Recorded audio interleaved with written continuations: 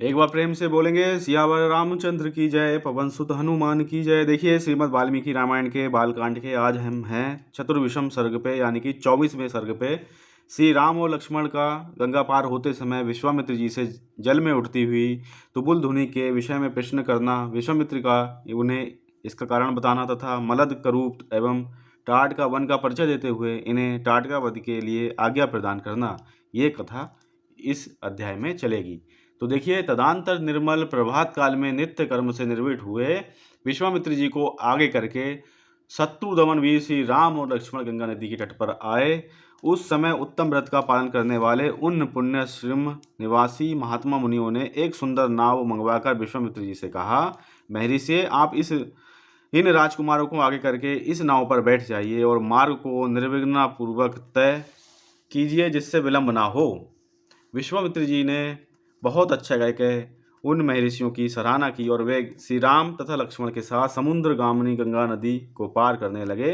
गंगा की बीच धारा में आने पर छोटे भाई सहित महातेजस्वी श्री राम को दो जलों के टकराने की बड़ी भारी आवाज़ सुनाई देने लगी। यह कैसी आवाज़ है, क्यों तथा कहाँ से आ रही है, इस बात को निश्चित रूप से जानने की इच्छा उनके भीतर जाग उठी। श्री राम जी ने नदी के मध्य भाग में मुनिवर विश्वामित्र जी से पूछा, जल के परस्पर मिलने से यहाँ ऐसी तुमुल ध्वनि क्यों हो रही है? श्री रामचंद्र जी के वचन में इस रहस्य को जानने की उत्कंठा भरी हुई थी। उसे सुनकर धर्मात्मा विश्वामित्र जी ने उस महान शब्द यानी तुमुल ध्वनि का सुनिश्चित कारण बताते हुए कहा, नरश्रेष्ठ श्री राम, कैलाश पर्वत पर एक सुंदर सरोवर है। उसे ब्रह्मा जी ने अपने मानसिक संकल्प से प्रकट किया था। मन के द्वारा प्रकट होने से ही वह उत्तम सरोवर मानस कहलाता है। उस सरोवर से एक नदी निकलती है जो अयोध्यापुरी से सटकर बहती है। ब्रह्मसर से निकलने के कारण वह पवित्र नदी सरयू के नाम से विख्यात है। उसी का जल गंगा जी में मिल रहा है। दो नदियों के जलों के संघर्ष से ये भारी आवाज़ हो रही है जिसकी कहीं तुलना नहीं है। राम, तुम अपने मन को संयम में रखकर इस संगम के जल को प्रणाम करो। ये सुनकर उन दोनों अत्यंत धर्मात्मा भाइयों ने उन दोनों नदियों को प्रणाम किया और गंगा के दक्षिण किनारे पर उतरकर वे दोनों बंधु जल्दी जल्दी पैर बढ़ाते हुए चलने लगे। उस समय इक्ष्वाकुनंदन राजकुमार श्री राम ने अपने सामने एक भयंकर वन देखा जिसमें मनुष्यों के आने जाने का कोई चिन्ह नहीं था। उसे देखकर उन्होंने मुनिवर विश्वामित्र से पूछा, गुरुदेव, यह वन तो बहुत ही अद्भुत एवं दुर्गम है। यहाँ चारों ओर झिल्लियों की झनकार सुनाई देती है। भयानक हिंसक जंतु भरे हुए हैं। भयंकर बोली बोलने वाले पक्षी सब ओर फैले हुए हैं। नाना प्रकार के विहंगम भीषण स्वर से चहचहा रहे हैं। सिंह, बाघ, सुअर और हाथी भी इस जंगल की शोभा बढ़ा रहे हैं। धव यानी धौरा, अश्वकर्ण एक प्रकार के साल वृक्ष, कुकुम्भ यानी अर्जुन, वेल, तंदुक, तेंदु, पाटल, पांडर तथा वेर के वृक्षों से भरा हुआ यह भयंकर वन क्या है, इसका नाम क्या है? तब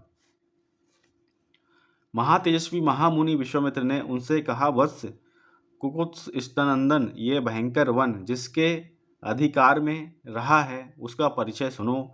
नरश्रेष्ठ, पूर्व काल में यहाँ दो समृद्धिशाली जनपद थे, मलद और करूप। ये दोनों देश देवताओं के प्रयत्न से निर्मित हुए थे। राम, पहले की बात है, बत्रासुर का वध करने के पश्चात देवराज इंद्र मल से निवृत्त हो गए। सुदा ने भी उन्हें धर दबाया और उनके भीतर ब्रह्म हत्या प्रविष्ट हो गई। तब देवताओं तथा तपोधन ऋषियों ने मलिन इंद्र को यहाँ गंगा जल से भरे हुए कलशों द्वारा नहलाया तथा उनके मल और क्रूस सुदा को छुड़ा दिया। इस भूभाग में देवराज इंद्र के शरीर से उत्पन्न हुए मल और करूस को देखकर देवता लोग बड़े प्रसन्न हुए।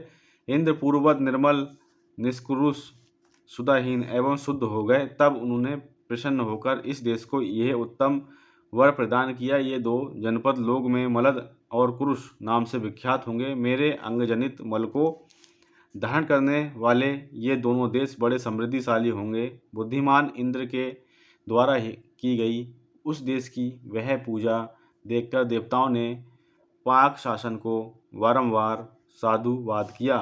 शत्रु दमन, मलद और कुरुष ये दोनों जनपद दीर्घकाल तक समृद्धिशाली धन धान्य से संपन्न तथा सुखी रहे हैं।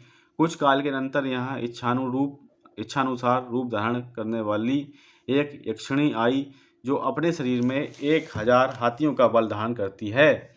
उसका नाम टाटका है। वह बुद्धिमान सुंद नामक दैत्य की पत्नी है। तुम्हारा कल्याण हो। मरीच नामक राक्षस, जो इंद्र के समान पराक्रमी है, उस टाटका का ही पुत्र है। उसकी भुजाएं गोल, मस्तक बहुत बड़ा, मुंह फैला हुआ और शरीर विशाल है। वह भयंकर आकार वाला राक्षस यहाँ की प्रजा को सदा ही त्रास पहुँचाता रहता है। रघुनंदन, वह दुराचारिणी टाटका भी सदा मलद और कुरुष इन दोनों जनपदों का विनाश करती रहती है। वह यक्षिणी 1.5 योजन यानी कि 6 कोस तक के मार्ग को घेर कर इस वन में रहती है। अतः हम लोगों को जिस ओर टाटका वन है उधर ही चलना चाहिए। तुम अपने बाहुबल का सहारा लेकर इस दुराचारणी को मार डालो। मेरी आज्ञा से इस देश को पुनः निष्कंटक बना दो। ये देश ऐसा रमणीय है तो भी इस समय कोई यहाँ आ नहीं सकता है। राम, उस असंग एवं भयानक यक्षिणी ने इस देश को उजाड़ कर डाला है। ये वन ऐसा भयंकर क्यों है, ये सारा रहस्य मैंने तुम्हें बता दिया।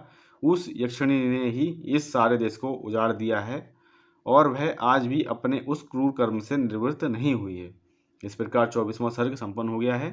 कल हम 25वां सर्ग देखेंगे, जिसमें कथा रहेगी श्री राम के पूछने पर विश्वामित्र जी का उनसे टाटका की उत्पत्ति, विवाह एवं श्राप आदि का प्रसंग सुनाकर उन्हें टाटका का वध करने के लिए प्रेरित करना।